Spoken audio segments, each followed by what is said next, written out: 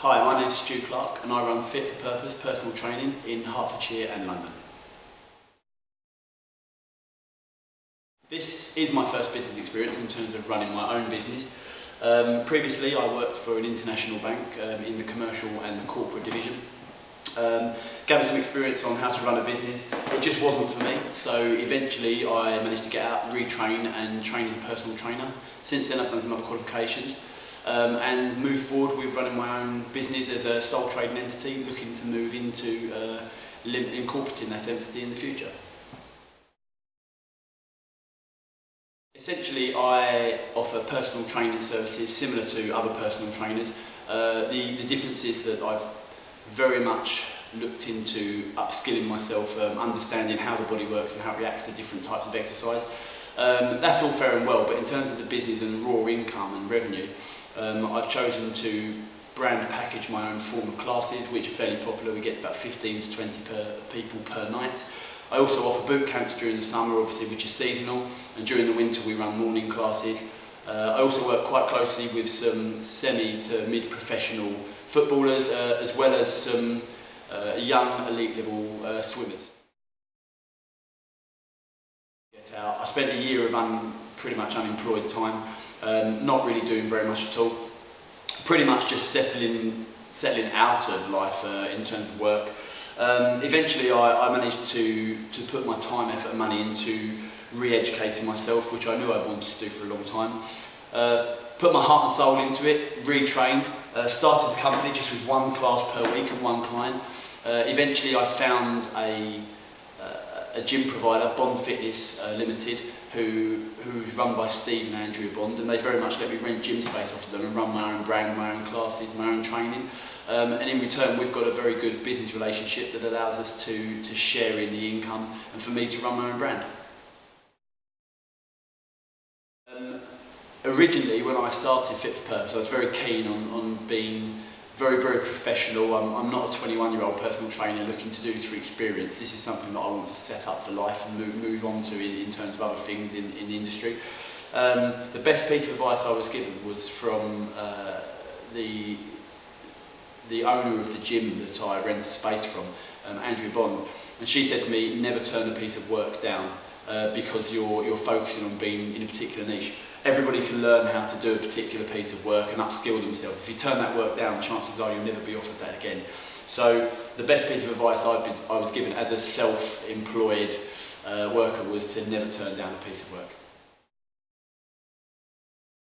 It's a tough question to answer, really. I really find that because I genuinely do what I love, and as smug as that sounds, I really do. I think when you find something, and I'd never found it until I'd done this job, working with people and helping people change their lives, losing weight, helping people become better at their sport, making the company very social so that people feel like they're part of a community. I never begrudge getting up at 4 or 5 a.m. in the morning to go and work outside in the freezing cold rain, as long as there's people there for me to work with and talk to. It's not something that really drives me down. The biggest part of my day is managing my time to the best of my ability, and as frustrating as it is when clients cancel or people don't turn up to a class because of other commitments, that's probably the hardest part for me, is knowing that I could have spent an hour doing something else or planned for something else, but I never wake up and feel like I should be doing something else. To be honest with you, I don't class myself as an entrepreneur, I just class myself as somebody that's found something that they really want to do. The most important thing that I think I could share with other entrepreneurs is to genuinely find something that you love, that you trust, and that you can put your heart and soul and your passion into.